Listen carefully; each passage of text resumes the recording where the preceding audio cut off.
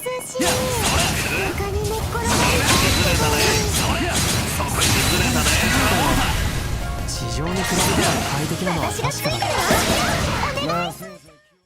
hard to put into words what I feel after finishing Trails Beyond the Horizon, except that with Trails Beyond the Horizon, Falcom might have just changed the Trails universe forever. So, in the most spoiler-free way possible, let's talk about it. My name's Kevin from Save the Game Media, and in today's video, we're talking about Trails Beyond the Horizon. If you're into new game reviews, gaming podcasts, and more, please consider subscribing to the channel. Now, while I'm not going to go into specifics and spoil what exactly happens in the game, I will talk about my overall thoughts. I have to express my feelings about this ending.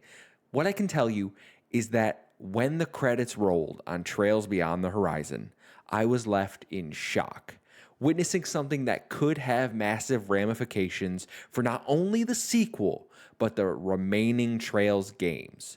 It truly feels like Falcom is saying, strap in, we're planning something huge. Now, whether this actually comes to fruition or not, we will have to wait and see, but I haven't felt this excited about where things are going in the Trails universe since the end of Cold Steel 3. And surprisingly, I didn't think I would feel this way. Even halfway through the game, I was like, I like it, but I don't love it.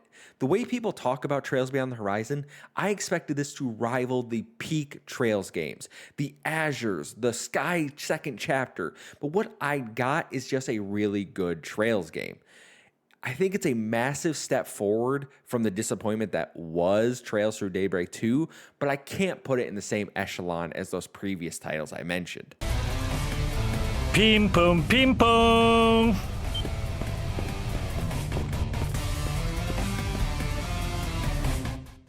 Let's talk about the story. The main premise of Trails Beyond the Horizon is the Calvardian government is set to launch a human into space for the first time. This is obviously a massive technological leap forward, however, it raises some suspicions. So it's up to Arkwright Solutions, Rain, and Kevin to investigate what exactly is going on. You will be able to play 3 routes in this game, a mechanic that we have seen in other Trails games, such as Trails Through Reverie. You'll have Van's route, you'll have Rain's route, and you'll have Kevin's route. But make no mistake, this is very much still Van and the Calvard gang's game. Ren, and even more so Kevin, take a massive backseat to the Arkwright Solutions team. They have significantly less routes than Van does. This to me was incredibly disappointing because I love Kevin Graham. And we really haven't seen him in like 10 games. So the fact that he's kind of relegated to not even second protagonist, but basically third protagonist was very disappointing to me. Now, the game doesn't have anywhere near as many characters as Reverie did. You're not going to get the entire cast of the entire series here. You're still mainly going to be focused on the Calvard characters, but you will have some returning characters like Rufus, Altina, and Crow who fill out the gang nicely. My issue with this, however, is that it does make the game feel a little bit disjointed. Almost like they just threw the characters together because they had the assets ready to go from Daybreak 1 and 2, as opposed to making it make sense story-wise.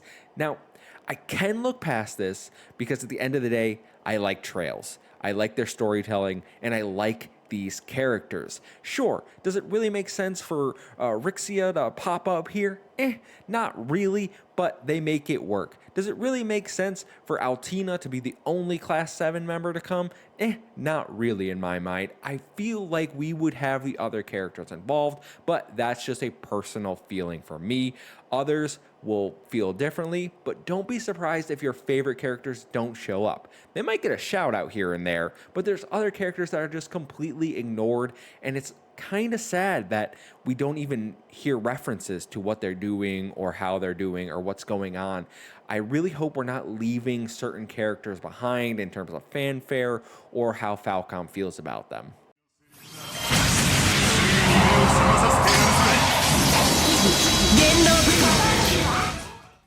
The disjointed story isn't helped by what I consider is also some of the slowest pacing in the Trails series.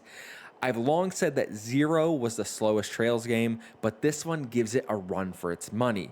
The story beats don't really get interesting until halfway through the game at the end of Act 2, and I don't know if I'm just getting fatigued or I'm just over the Calvard Arc gameplay, but I am so sick of the gameplay loop of go check the bulletin board, then go talk to people around town, go ask them about certain topics, gather clues, rinse and repeat, and until we can move on to the dungeons. I am sick of it. I did just get through those parts as fast as possible. I wanted to get to the story dungeons. I wanted to get to the next big story beats. That is the meat and potatoes. The rest of the stuff really felt like filler, really felt like dragging out the playtime. And I know Trails has a lot of dialogue. That is one thing we go to this series for. The world building, the characters. That is here in spades, but at times it was a lot of exposition, and I'm looking for a little more show, don't tell, which I think this game struggles with. I also don't feel that this game really has a strong villain or even a villain at all. It's a really strange feeling. I was constantly asking myself, why are we fighting or why are we even trying to stop them? It felt like the game was just putting battles to have the battles and not really kind of committing to they're the bad guys or explaining why they're the bad guys. It tried to exist in this gray area where you had to figure out if you agree with which participants. It was a very strange decision. I don't think they quite nailed the execution for me. While this might not be my favorite story, despite the stellar, and I mean stellar, ending, this is undoubtedly the strongest combat the series has had so far. The mix of real-time action and turn-based combat that we've seen in the last few entries returns, and it's better than ever. You have all the tools at your disposal from the previous games, but enhanced shard abilities like awakenings during field battles. This allows characters to transform or power up if they have the ability to do so. Like Judith can turn into the Grimcat, Van can turn into the Grendel, Ren can turn into an awakening state. It just gives you more power outside of those turn-based encounters, let you handle field encounters faster. In Command, aka turn-based battles, you also have new shard functions. This allows you to give your teams buffs based on the support members available to you. This can help you turn the tide of battle. They're really useful things like 50% more magic damage and reduced damage taken, speed up your casting arts, increase your CP, increase your HP. They're really helpful, and I love these additions to the game. Combat really has never been better, regardless of how you decide to play. Other than that, it's your standard Trails affair. You'll be opening slots in your orbments, messing with quartz to find broken builds, and hanging out with your party outside of battle to improve your relationship. The hacking minigame also returns, and that can be fun for a while, but also can be frustrated with arbitrary time limits and just frustrating puzzle designs. It's not my favorite mechanic. The decision system from the previous 2 Daybreak games is also back, meaning that at the end of every side quest, you get to determine how to handle the situation, affecting your 3 stats, Law, Chaos, or Gray. Although, unlike the previous 2 games where I felt this really did have a major impact and ultimately affected some of the things in the story, it doesn't really seem to impact anything here. It's a very strange decision to bring the system back, even though it is a Spriggan thing, it's a Van Arkwright solution thing. Like, I understand that it wouldn't be in the game unless he was in the game, but it just didn't seem to fit here. Apart from the main story, you'll of course have your big side dungeon to conquer, the Grim Garden. Much like the Reverie Corridor or the Marken Garden from the previous game, this is a series of floors with requirements you'll have to fulfill to conquer each area. The further you progress in the game, the more floors you'll unlock. However, there's actually a pretty good story hidden here. I always found myself actually more interested in continuing this than the story of the main game, at least for the first half, primarily because this has a lot to do with Ouroboros and discovering secrets about certain Anguis and enforcers. Here you'll have access to all the characters from all your routes, so you can build your super team, level up, grind.